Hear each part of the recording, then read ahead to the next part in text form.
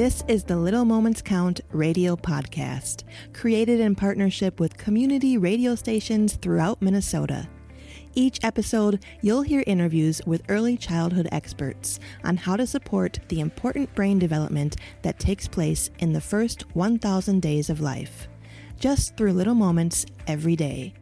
Learn more at littlemomentscount.org/podcast.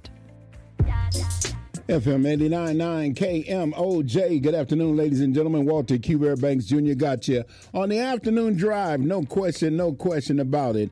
And right now, Little Moments Count. Little Moments Count, letting you know that Little Moments Count is in partnership with KMOJ Radio and Little Moments Count. And it's a Minnesota Public Radio. Now, check this out now. It is a statewide collaborative focusing on helping parents and caregivers learn about the importance of brain development in the first 3 years of one's life. Nearly 80% of the brain growth happens in the first 1,000 days of a small moment when it comes to interaction of talking, playing, reading, singing, and the list goes on. But even beyond that, it helps you on that pathway of getting that brain and that mindset on a better path. And if you like more information, you can always lock in at visiting littlemomentscount.org. And for this afternoon, I got none other than Miss Dianne Haulcy. And she is the Assistant Commissioner of Early Childhood and the newly formed department of the Minnesota Department of Children's, Youth, and Families. Now, even beyond that, she also has a podcast that's locks in that's entitled Early Risers, and also a part of Little Moments Count, and talking about it and letting you know. I like to put her on the line and say good early afternoon to you, and how are you doing? I am doing fine, Q. How are you doing? About 6'3" and cold chilling. No doubt about how I'm feeling. For the listening audience, can you give us just a little bit about yourself when it comes to that you do in the area and the space with Little Moments Count, and also when it comes to Early Risers? What is it all about? Absolutely. So as Assistant Commissioner of Early Childhood at DCYF, what we call it, I'm over all of the early childhood programs that we have here in Minnesota. So that's everything from child care programs, how to access child care, early learning programs that are in the school districts, all of that. And we and myself have been partnering with Little Moments Count for quite a while. And that whole Little Moments Count campaign is just to encourage families, caregivers, parents on how to talk, read, sing with your children, because it really helps to boost their brain development.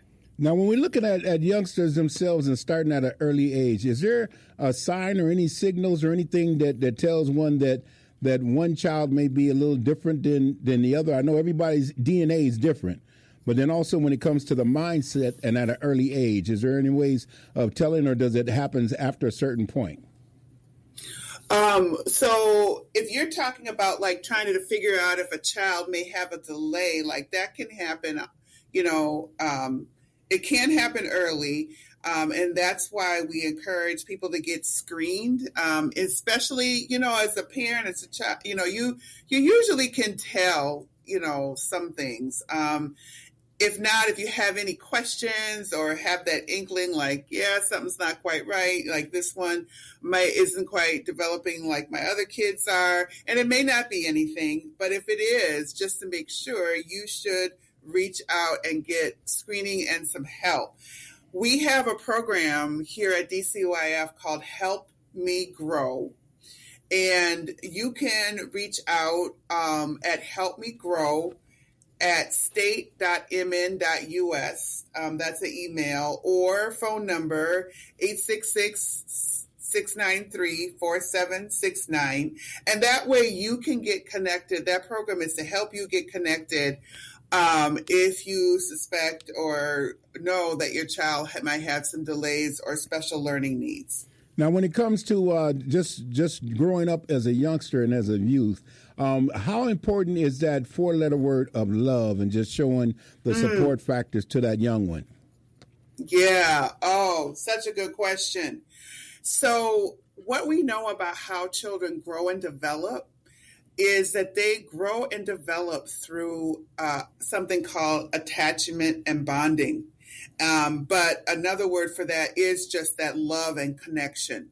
So the more love and connection that child has with their caregiver, they're actually building their brains during that process. As they're feeling the love, they're also building their brains and their development at that time. So it's not only love and connection is not only important just for that emotional maturity, but it's also important for our brains and for every part of the way a child develops. It's very important. Now, also looking at, like a parent, let's say a mother or father, or either a caregiver, and knowing that, there's different signs and signals and that kind of thing, from the learning that one takes. What would you say that one would do as a caregiver or parent when it comes to a youngster and you not sure, you got that fear factor? Because I haven't seen a solid 101 on how to be a parent. But then at the same time, it's showing that love and that concern for that child does help. But then at the same time, you want to make sure that you're rolling out a good process. So what would you say? Yeah. Well, it's very common to be nervous, especially if you're a new parent. Mm-hmm. That's very common to be nervous and to not quite know what to do. But there is help out there. There's lots of help. We have lots of resources for parenting and resources around development on our website at the Department of Children, Youth, and Families. So it's easy to hop on that website and get some resources. The other thing is there's lots of knowledge out there in our community too. You can, asking information from, people that you might go to church with or people that are, in your neighborhood. There's lots of wisdom out there about, how to raise children, how to do the best things for children. But I will say the most important thing is that love, warmth, and connection, making sure that child needs that knows that they are loved, that they're wanted, that you're talking with them. And it doesn't even matter, you could just be narrating the day. You don't have to have anything profound to say. You could just be talking about what you're doing and singing any songs or rapping or just playing. All of that is really important for a child's development. And also with all those different things that you just described, and then looking at the sound of volume, how important is it not to be too loud or so loud? Because for me, I think, and this is just me, I'm not an expert in that field, but at the same time, if it's a little youngster and their ears are timid, and then all of a sudden they get that loudness going in, I think that may generate a fear factor or something in between there in the development and growth of that child. But how close could I be, or how far am I away? Yeah, well, no, I think I know exactly what you're talking about. There are, for a young child, especially in hours where they can be sleepy, kids sleep a lot, because they're growing so fast. So they sleep a lot. And so especially during those hours when a child is sleeping or should be sleeping, it's good to kind of, not be as loud. And, their ears are one of those parts in your body that you're growing and developing. So you want to be sensitive to that too, to not have, things too loud. And so, but, when a child is really, really young, it's, they can't communicate. The only way they can really communicate is by crying when they're very young, like say a newborn. And so you have to kind of learn to be sensitive to that. But I hear what you're saying. Being not too loud when a child is really young, especially a newborn, is important. No doubt. And the last question is when it comes to creating a routine or something that they're accustomed to on a daily, where there's a time factor that you may place.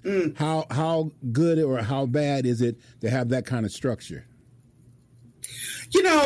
Structure is always good for kids, for children. But I tell you, there are all different kinds of families, and structure is good. It's important. But what's also important is the the presence of people that, that those caregivers or those family units. So the people that child is most connected to, making sure that those people are in that child's life daily, that they know that person might go away for a little while, but that they are coming back.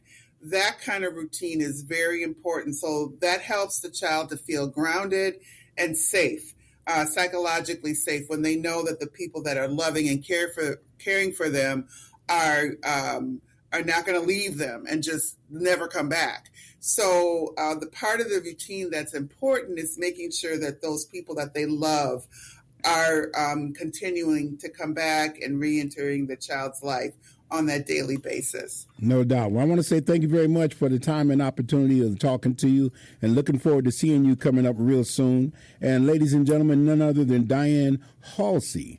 And letting you know that little moments count is what we're talking about, because the little ones, they do count. If someone would like to get more information from you or about you, and then is there an email, address, or how can they lock in? Yes, my email address is Dianne Haulcy, that's DIANNE.Haulcy at state.mn.us.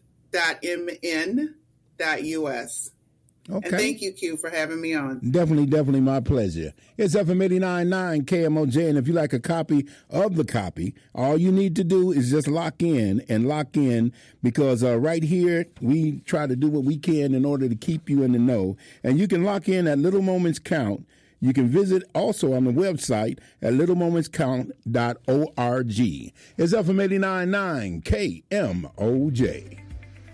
Thanks for listening to the Little Moments Count radio podcast in partnership with community radio stations throughout Minnesota. You can find the Little Moments Count radio podcast wherever you get your podcasts and at littlemomentscount.org/podcast.